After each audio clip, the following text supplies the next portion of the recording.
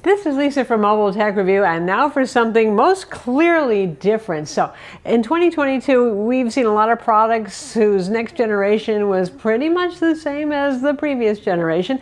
That's not going to be the case with this, the Lenovo ThinkBook Plus Gen 3. So Gen 2 was pretty weird, like Gen 1, insofar it was a conventional-ish laptop with an e-ink display added to the lid on top. So this time that's gone. Obviously, we have an aluminum build here, aluminum unibody lid kind of thing in the ThinkBook two-tone storm gray finish, but we have this super widescreen internal 3K resolution IPS display, and we have a secondary display beside the keyboard that's 8 inches. So that's pretty weird. So I gotta say, you know, maybe this will appeal to you. You're looking for something to take notes on or have secondary app running down by your keyboard like Discord or Slack or whatever, but you gotta say at least they are thinking different. We're going to look at it now. So for those of you who thought the Asus ZenBook Pro Duo was weird enough, that was a pretty conventional, powerful mobile workstation laptop with a secondary display that ran across above the keyboard, the complete width of it there. Well, this one is even more unusual given the fact that we have a 3072 by 1444 IPS internal display and that 8-inch one that's 800 by 1280 resolution to the right of the keyboard. Left-handed person here, immediately me and 10% of the population are going to have a little bit of a problem with it being on the right side, but for the 90% of you who are right-handed, well, you'll just think it's a handy place to have it, won't you? So the internals, you know, this seems like this would be like a Halo product, which means like a top of the line, and people go, ooh, I want to buy it, and it would have really high-end specs. But I guess Lenovo wanted to keep it somewhat affordable because the ThinkBook is their SMB line. It sits below the ThinkPad and above the IdeaPad sort of thing. So it starts from $1,500 with a Core i5, 16 gigs of RAM, and a 512 gig SSD. The variations are only going to be in the processor, the RAM, and the SSD capacity with this. You're going to get the same displays and body build quality and all that, no matter which one you pick. If you go with the Core i7, that's the other option. 32 gigs of RAM is the max. It's soldered on. You can also get a 1 terabyte SSD. So anyway, $1,500 for this is pretty affordable. Now you do get an Intel 12th Gen Core i5 or Core i7, like I said, processor, and that's a 45 watter that you would find in a mobile workstation, a laptop for creatives, or a gaming laptop.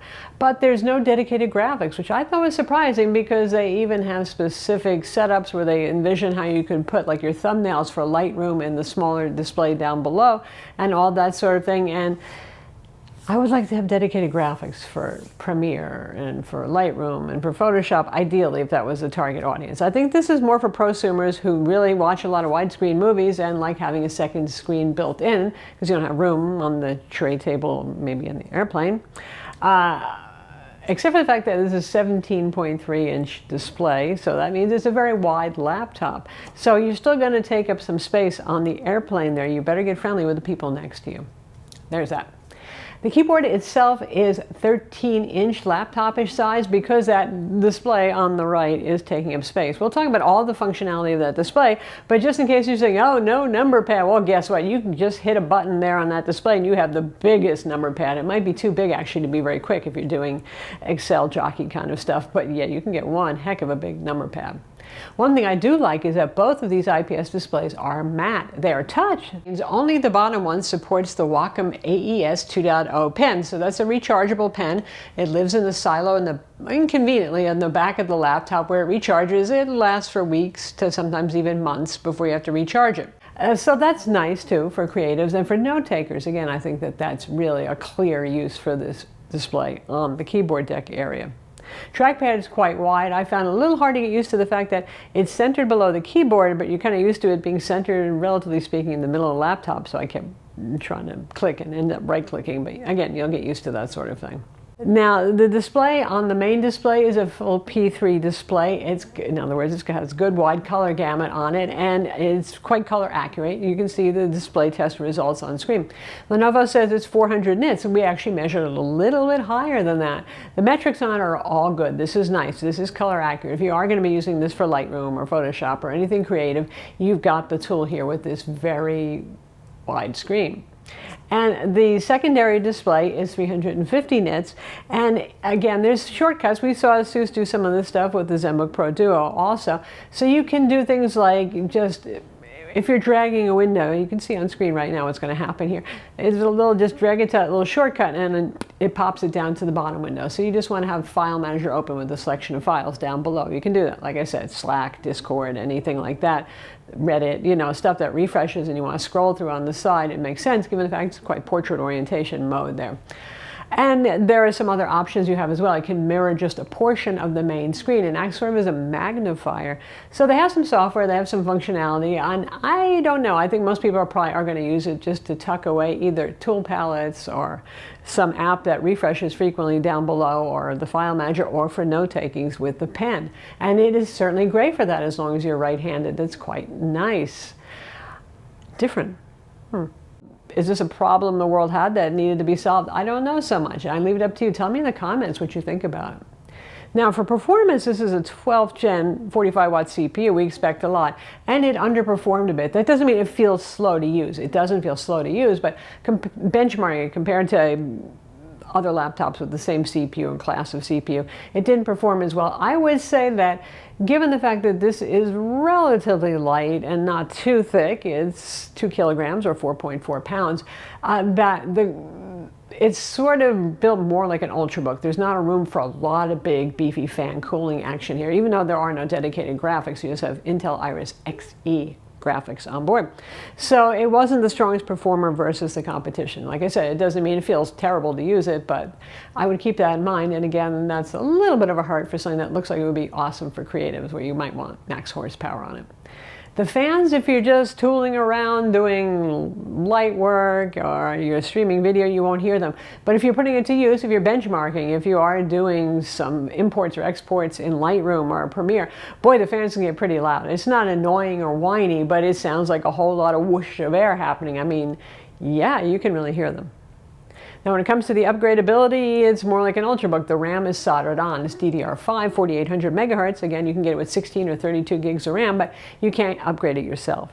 The SSD is a standard M.2 2280 full height SSD, so that you can upgrade or replace if you wish to do so. And it comes with a PCIe Gen 4 SSD. Not the state-of-the-art best Samsung one or something like that, but the numbers on it are decent. And again, it's upgradable. Wi-Fi is Intel Wi-Fi 6E with Bluetooth 5.2. And that's an AX211 card, and even that's soldered on as well. So lastly, there's battery life, and because it kind of straddles that between a mobile workstation, creative laptop, and an Ultrabook sort of thing, it has the battery capacity of an Ultrabook. I mean, given that it's 17 inches, the battery capacity is not that high. It's 70 watt hours. Obviously, that big internal side display there thing here is taking up some space where battery might have gone. So not a big battery, and that means, especially because you're powering 2 displays and one of them being 3K resolution, well, battery life's not going to be stupendous. Lenovo claims about 8 hours. You know, PC makers are always really optimistic about their claims. Real life is around 5.56 hours on a charge if you're doing moderate to light work. If you're doing something heavy, as always, it's going to be shorter.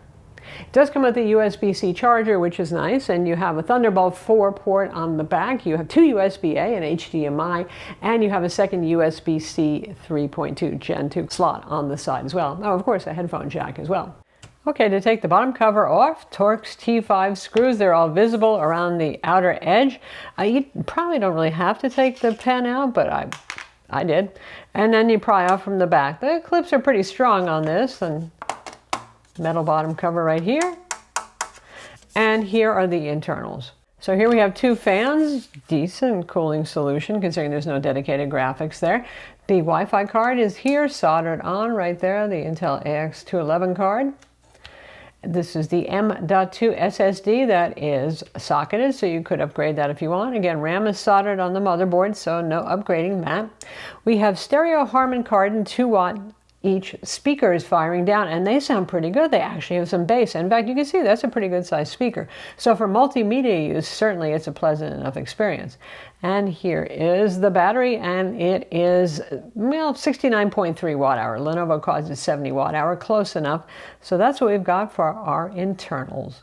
So that's the Lenovo ThinkBook Plus Gen 3, which is nothing like the Gen 2. Yay, that. Almost should have a different name though, don't you think? It is an interesting laptop if you're crushing on it because it fits your use case. You like to watch widescreen movies. You really want a color notepad on the side. I get it. And again, I'd like to see your impressions in the comments about what you think about this unique laptop. I'm Lisa from Mobile Tech Review. Be sure to subscribe to our YouTube channel for more cool tech videos. And thumbs up if you like this vid.